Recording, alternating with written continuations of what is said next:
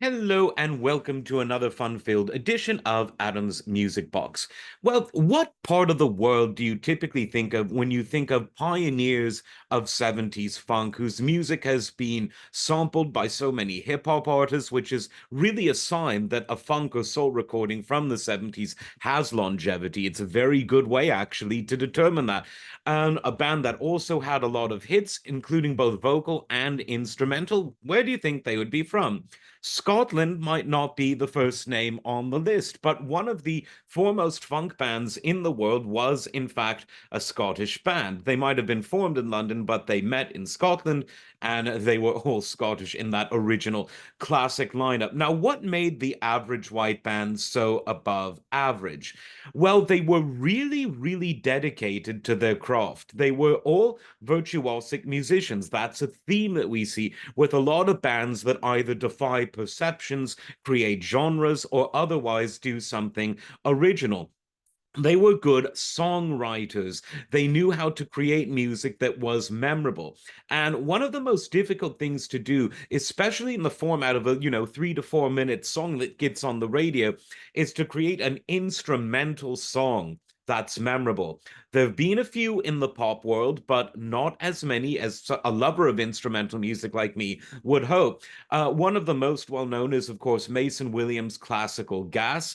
The Hustle was a big one in the 70s, and another big one in the 70s was Pick Up the Pieces by Average White Band. All you need to do is hear the first 30 seconds of it, and oh, that song. It's been licensed for so many commercials, for movies, for television. It was all over the radio, played on both white stations and black stations in North America, because at this time, music radio and the FM dial was becoming more segregated than it had been in many parts of North America.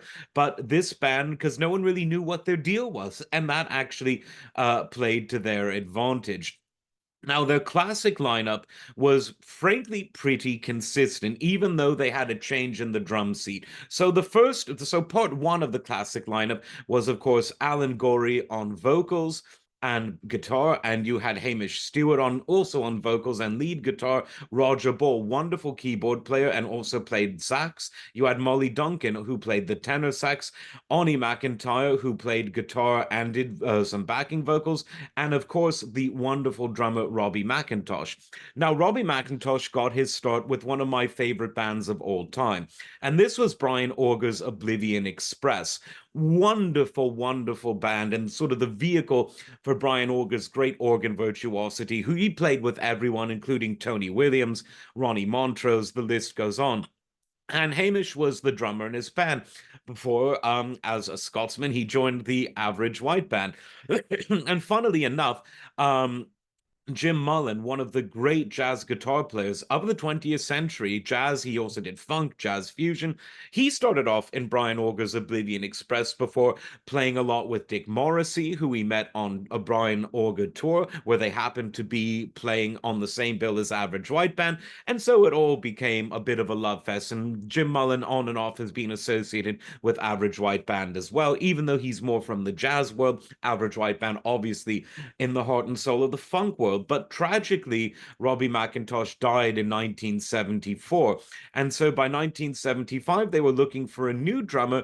And guess where they turned? They looked to see who the new drummer was for Brian Auger's Oblivion Express. And they said, right, we'll have him.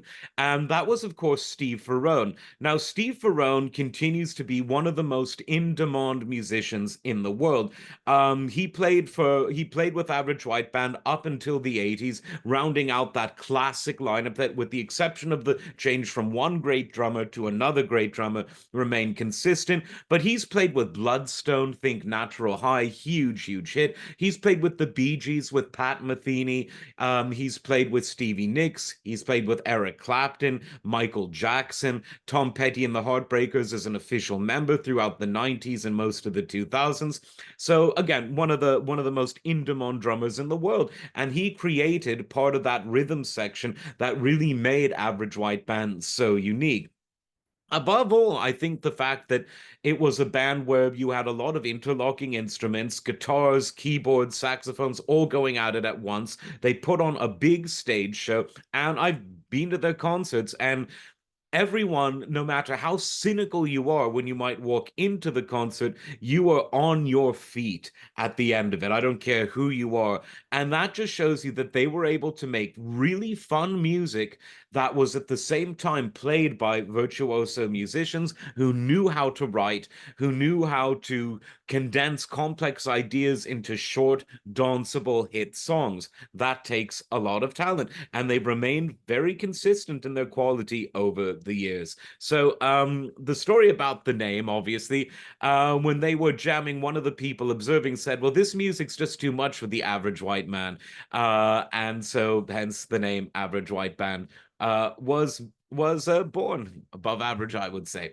Like, subscribe, and we'll see you next time. Oh, by the way, one time I was playing with a group of mediocre youngish musicians, and we were trying to play Pick Up the Pieces, and it didn't sound very good. I said, should we really be playing Average White Band? Because we kind of are an average white band, and that actually made everyone laugh and reconsider the direction of things. Like, subscribe. We'll see you next time. Take care.